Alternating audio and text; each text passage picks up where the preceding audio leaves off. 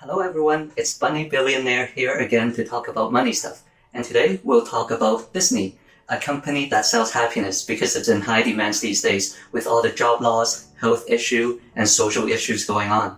So I'll start off with a brief history and the takeaway lessons, and then I'll talk about their management and what I think, and then I'll dive right into a deep analysis of their annual report and quarterly report to see how the health issue has impacted their business. And if you're impatient, you can skip to whatever section you want in the time cards down below. And then in the top corner here is a shameless plug of my last video.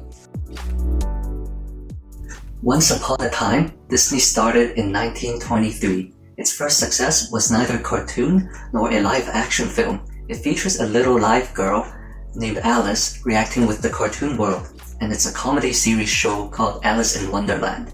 Then, in 1927, Disney came out with their first successful animated character. And no, it wasn't Mickey Mouse. Instead, it's Oswald the Lucky Rabbit. Unfortunately for Walt Disney, he didn't write his contracts carefully enough, and he soon lost his rights to Oswald the Rabbit to his distributor. And it was only then, in 1928, that Disney came out with the Mickey and Minnie Mouse idea. But even then, the first two films were not successful because they were silent films, and the industry was undergoing a sound revolution at the time. But third time's a charm, Mickey Mouse with sound was created on the third try, and it was met with raving reviews. So there are two key lessons learned here. First, Disney is in a business where IP is king, and through his first misstep, he has learned to write out his contracts properly so that his character rights are always protected. And secondly, the market's taste can change rapidly, but Disney has proven that it can adapt to the market taste quickly. Then, in 1929, a random man approached Walt Disney in the hotel lobby and gave him $300 to include Mickey Mouse on his children's writing tablet. $300 is around $4,000 in today's money, and this would kickstart Walt Disney's merchandising business. Then, in 1937, just after the Great Depression, Disney came out with its first full-length animated feature film, The Snow White, and it was met with rave reviews. Just after that, during World War II, Disney released Pinocchio, Fantasia, Dumbo, and Bambi. In retrospect, those movies were all great movies, but at the time, they didn't do so hot at the box office. The large amount of money that are used to make all these movies that failed caused Disney to go into financial troubles, and in 1940, it was forced to sell its stocks in order to stay afloat. This brief history tells us that even if Disney can make good movies, it hugely depends on the market condition as well. And if the company makes too many failed movies in a row, it can go into financial troubles. Fast forward to 1950, this is a huge successful year for Disney. First, they came out with their first live-action film, Treasure Island. Then, they returned to success with their animated feature, The Cinderella, and towards Christmas, they created a successful TV programming show. And to this day, live-action film, animated features, and TV programming are huge sources of income for Disney. 5 years later, in the July of 1955, the first Disneyland was born, and this would be a huge success. It became a template for success for many future amusement parks to come.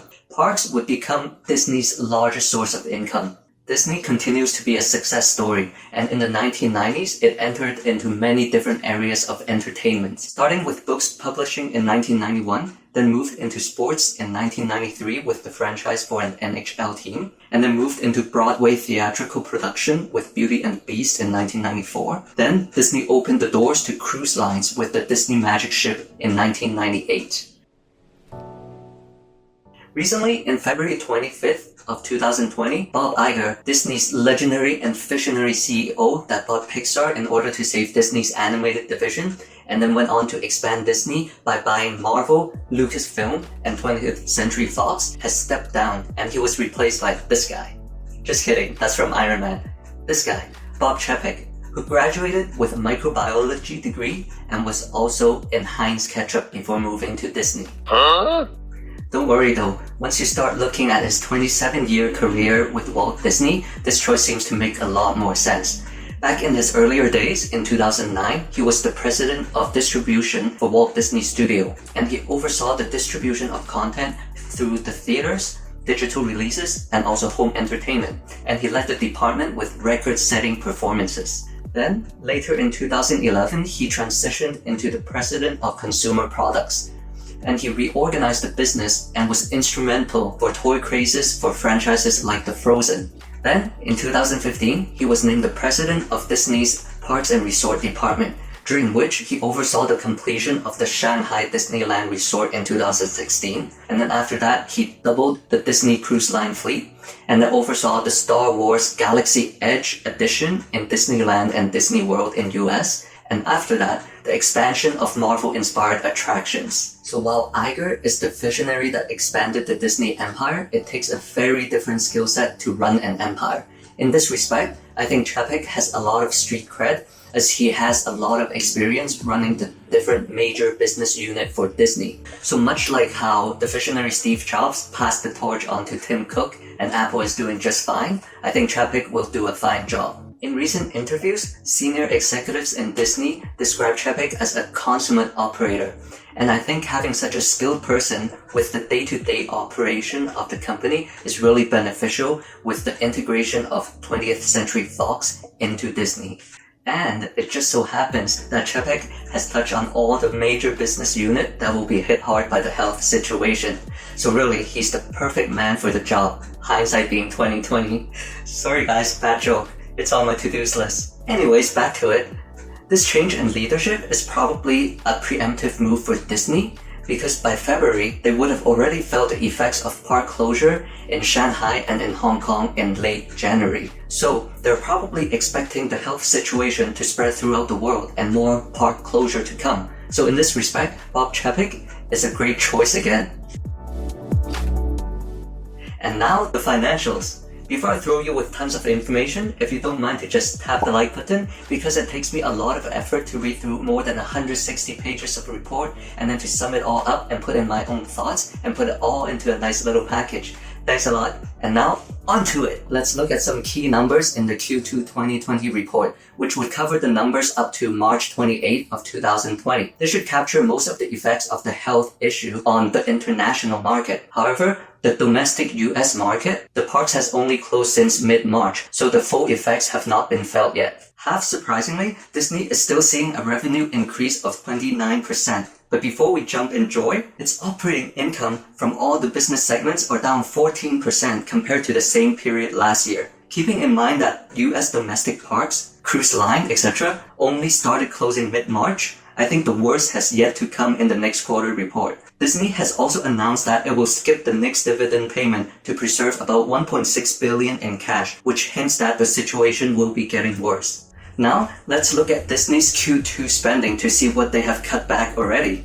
Comparing to the same period last year, it looks like they have cut back only on media networks investment. The park's investment stepped back a tiny little bit, but remains large, and DTCI spending actually ramped up significantly. Looking at the consolidated balance sheets, Disney has also stopped share buybacks, which is shown as treasury stocks here. I would like to applaud Disney's management for being a forward-looking company. They know that the health situation will pass, and the company financial situation is still strong enough for them to invest into their normally lucrative parks business and potentially hugely lucrative streaming business. Meanwhile, they're cutting back on media networks, which has seen little growth in recent years, and also cutting back on share buybacks to preserve some cash and weather out the storm.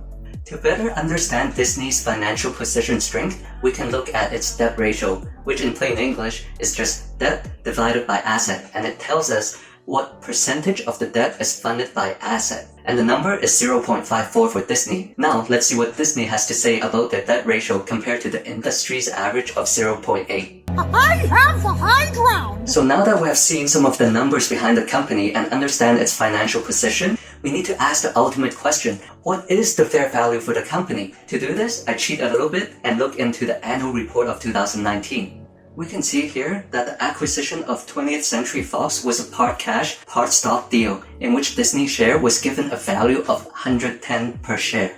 So clearly, the parties at both sides of the table, each with a deep understanding of the industry and both companies, think that 110 is a fair value. Now some of you might say, yeah, but it doesn't factor in the health effects. To which I'll say, that's true.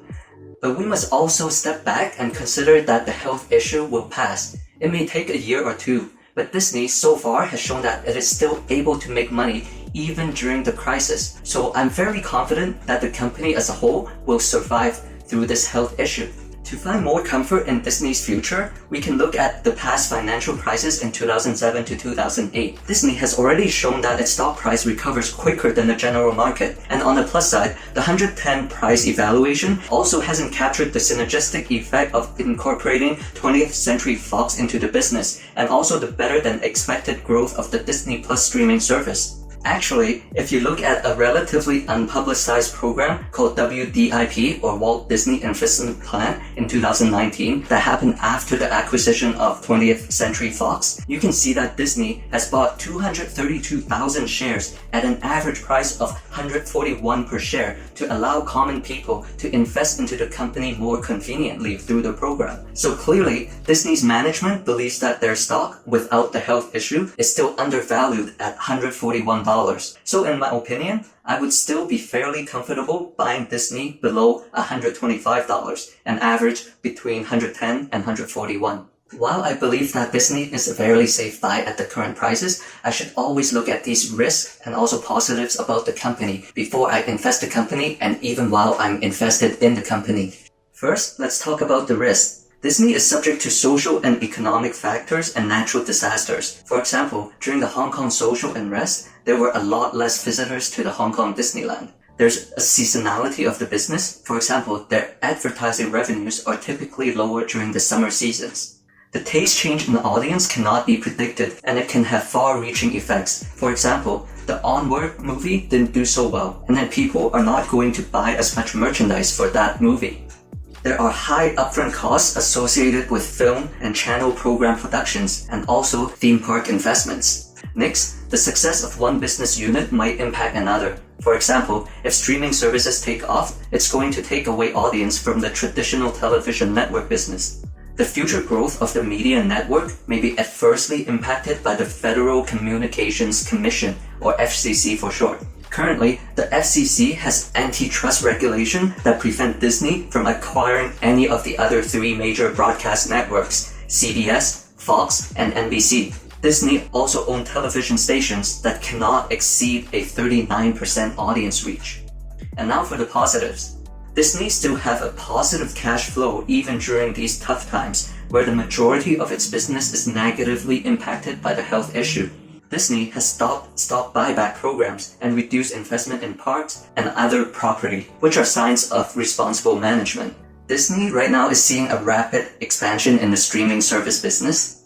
Disney also has multiple income sources and a strong financial position compared to the industry standards. And finally, it has an excellent brand name, and it's ranked 10th in the world according to Interbrand, so it should have no problem in borrowing more money should it need to.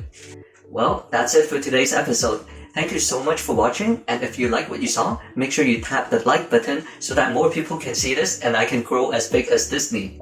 If you want to see more, make sure you tap the subscribe button and the notification icon bell so that the next time I post a video, you'll get notified. If you want to share something that I missed or make any comments, please comment down below because I'm always here to learn. Until next time!